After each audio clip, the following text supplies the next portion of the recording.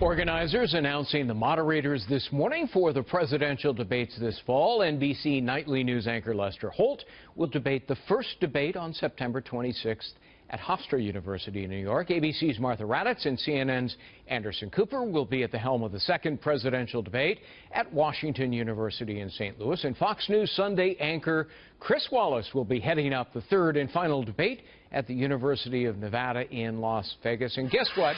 Chris Wallace joins us now. Hey, congratulations. I really think this is terrific. Especially, I think, for viewers, because you're so good at what it is you do. Don't blush too much now. But how did this come about, Chris? Well, first of all, thank you so much for your kind words, Greg. I am very excited to have the opportunity. Personally, I'm excited. I'm also excited because I will be the first Fox reporter to ever moderate a presidential debate. So I think that's quite a statement for our news organization. How did it come about? Well, they knew I was interested. You kind of put the word out there to the debate commission, but you can't lobby for it. You can't do anything. They end up deciding it. There's a really blue ribbon commission. The co-chairs of the commission are Frank Fahrenkopf, who was a former Republican National Committee chair, and Mike McCurry, former press secretary for Bill Clinton. And on yesterday, they called me up and they gave me the formal invitation. Would you accept? And I said I would be honored and proud to accept. You didn't say, oh gosh, let me think about it just a moment. Okay. So look, this is a real challenge. Now, you did some of the primary debates as a co-moderator, but this is your first presidential debate, if I understand it correctly, as a moderator. So take us through how you go about this in crafting the questions you want to pose and the topics you're going to discuss.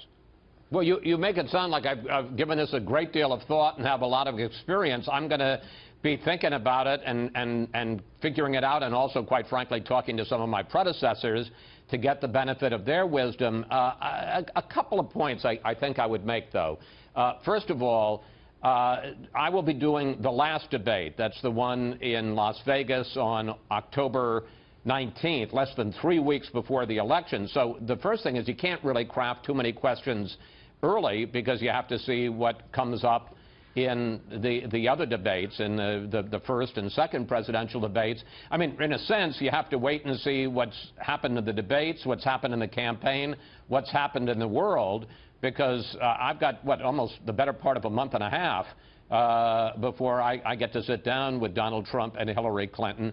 The other point that I think I would make, and this is very important, I think, and very clear, it's not like anchoring a Sunday show where you come up with tough questions and you come up with killer follow-up questions. This is about them. It's not about the moderator. My job is to facilitate the discussion.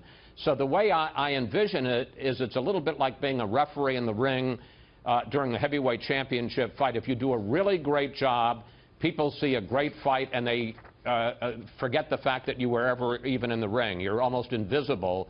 And if that's the case, if people say it was a great debate and I don't remember you being there, I will have done my job. Yeah, you don't want it to be about you. You want it to be about the issues and the candidates. But that's, boy, that's a real art to be able to do that. And in the back of your mind, of course, you want to try to be fair to both sides here, but ask tough, challenging questions at the same time. Yeah, I would say that the tough, challenging is a little bit less of an issue. I think to a large degree this is on the two nominees. And look, it could be more than two people if either Jill Stein, the Green Party candidate, or Gary Johnson, the Libertarian Party candidate, if they get up to 15%, which is the threshold for the debate commission, they get on the stage as well. But let's assuming it's the two of them. What you want to do is be able to throw something out there that engages both of them, allows them both to speak. And the way it works is that there are 6 buckets, if you will, 6 topics.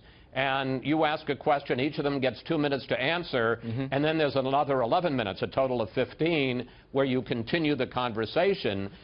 The interesting thing, and this will give you a sense of how daunting this assignment is, when I was named yesterday, I said to one of the debate commission officials, well, now who decides what the 6 buckets are, you know, and because you have to tell the candidates a week in advance. They said, you do. You know, it's up to you. You tell them we're going to talk about immigration in bucket 1, and we're going to talk about ISIS in bucket 2. Wow. So it's a big responsibility, and I keenly feel that, you know, this is going to be the last opportunity for the American voters to see these 2 candidates on the stage together less than 3 weeks before the election. And I want to give them the best opportunity to do some comparison shopping. Well, wow. Congratulations, Chris Wallace, to you.